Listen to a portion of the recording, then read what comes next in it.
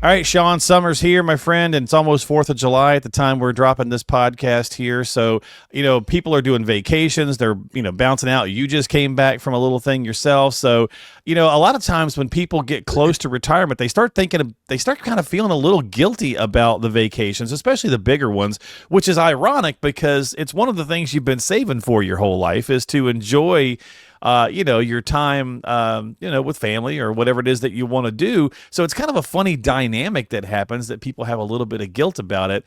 So let's talk about that this week. Some things to think about, how to kind of have those guilt-free vacations in pre-retirement or in retirement so you can enjoy yourself, right?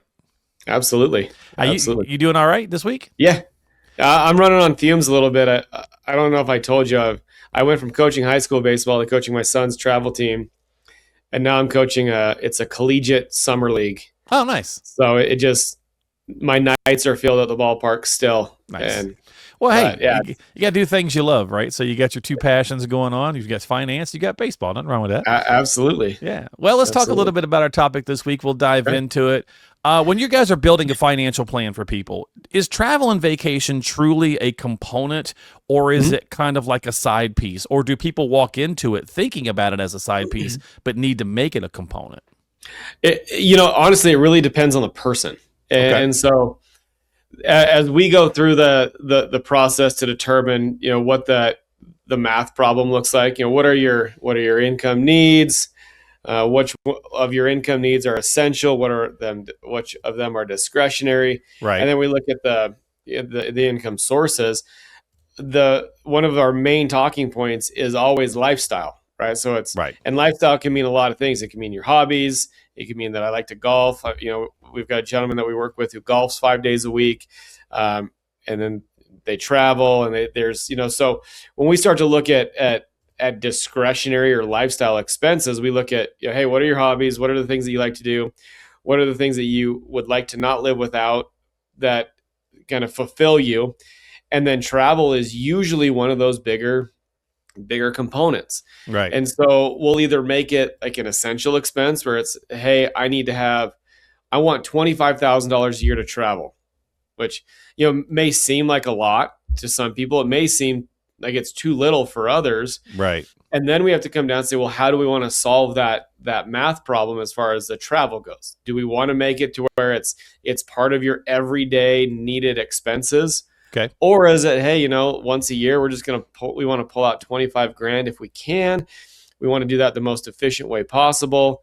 And then we want to create that as part of our plan, but we don't want it to be like, every month we get $2,000 a month for travel. We just want to pop it out as needed. Gotcha. Okay. Yeah, because I think for some people too, like seeing it on paper helps them reduce that guilt, right? Oh, okay, we can do this and it doesn't affect the other things. I feel better about now going and doing these activities, right?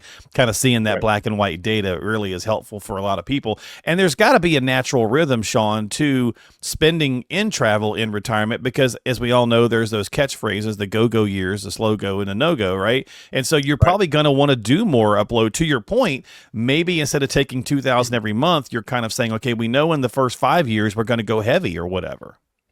Yeah, and you look at, well, how are we going to create that? And a lot of times, like when we work essential, like everyday monthly expenses, we'll build that out a certain way based on how the person feels. As far as the discretionary or lifestyle, right? In case I like to build that from a dividend perspective, so dividends are dropped in every month, so they're not selling shares or anything to get that, and then we just hold that in cash when they need it. They pull it out.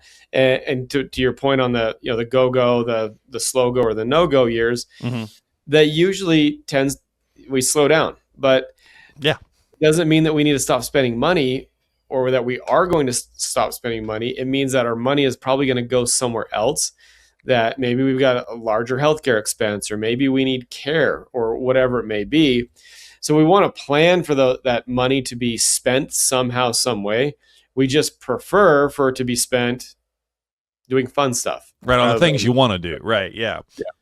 And the mistake is treating every year in retirement as like interchangeable, right? To your point, there's going to be some years where maybe travel's a bit more on the docket and other years where it's not. So, having that kind of fund built in there helps a long way. And then, of course, a big elephant in the room, Sean, for a lot of couples is when couples don't see eye to eye on the whole travel thing. My wife travels a ton for work.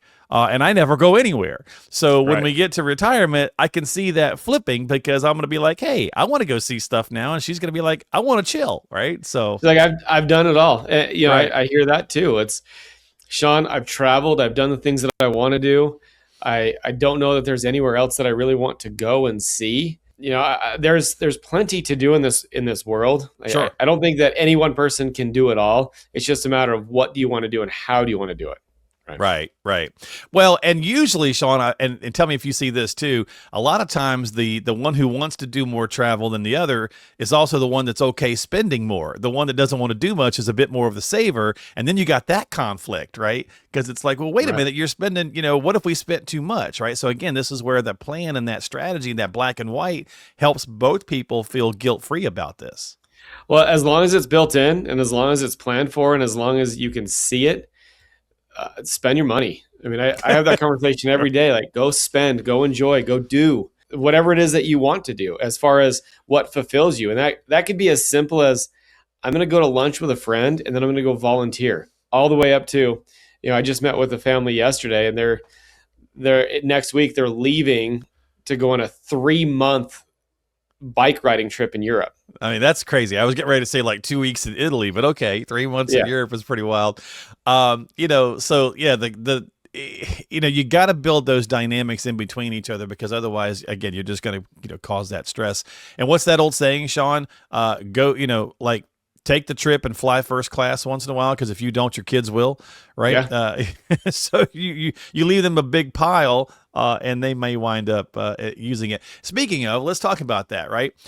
So I want to talk about a few things that catch people off guard when they do traveling. One of those is the grandparent expense, right? Or the parent expense, right? So sometimes you're thinking, hey, I want to pay for this. But as you all know, as everyone knows, when you actually get to the destination or get to doing stuff, there's a lot of extra expense in there. So do you guys want to kind of like build up a little bit extra when it comes to those vacation funds? Or go stay at an all-inclusive. Sure. We've got another family that we work with that they took their entire family to an all-inclusive in Mexico a couple years ago. And I mean, they were talking kids and grandkids, everybody they took there, and they had planned that expense. Now there's always the ancillary stuff. How long did they take to plan it? I bet it took a while. I bet it was like a year or two. It wasn't like let's just do this, right? They probably had some. What they did is they actually we're going to have to go and we're going to have to look at these resorts. And so they went on these little micro mini vacations to check out the resorts and so they did smaller spending before they did the big spending. Okay. And that was a good way to kind of control cost as far as doing an all-inclusive. But if you go to a place like Disneyland, you want to take everybody to Disneyland, you plan on not just the tickets or the hotel or the flights, but all that daily spend in Disneyland is pretty Disneyland's expensive. And it's crazy that it's cheaper to go overseas and see some cool things than it is to go to Disneyland. Disneyland's wild. Wow. I've got my fill of Disneyland. Yeah, I hear you. Or World. Either way. Yeah. Travel insurance. Do you think it's a good idea or is it a case-by-case scenario? I think it's a case-by-case. Most airlines right now will allow you to cancel. And like Delta, for example, which we're a major hub here, you can cancel your flights up to the day of and get most of your money back. It's in Delta vouchers, but you can get your money back. Hotels have 48-hour cancellation for the most part. I guess what I'm kind of wondering about as a retiree, like health issues, right? Like if you're a bit more health prone, is it worth? And you're thinking about a longer trip, maybe it is worth it for some kind of insurance in case something happens and you got to back out last minute or something like that. So that's something to think about. Or you get hurt in Europe. I think that makes sense. The same family that I just told you about, she broke her femur and oh my God, I think it was Italy a couple of years ago. And so she had to travel all the way back and so.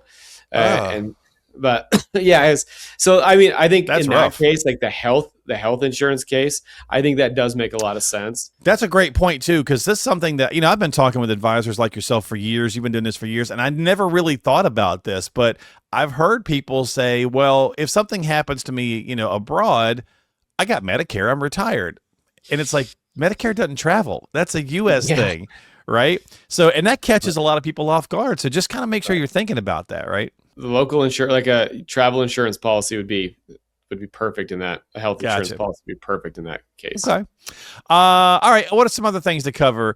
I guess just the planning concept, right? So at the end of the day, like the micro trips, if you want to, like where I'm at, Sean, it's a 4-hour flight to Aruba. Like if we just wanted to take a quick trip to Aruba, I'm not going to probably over plan that.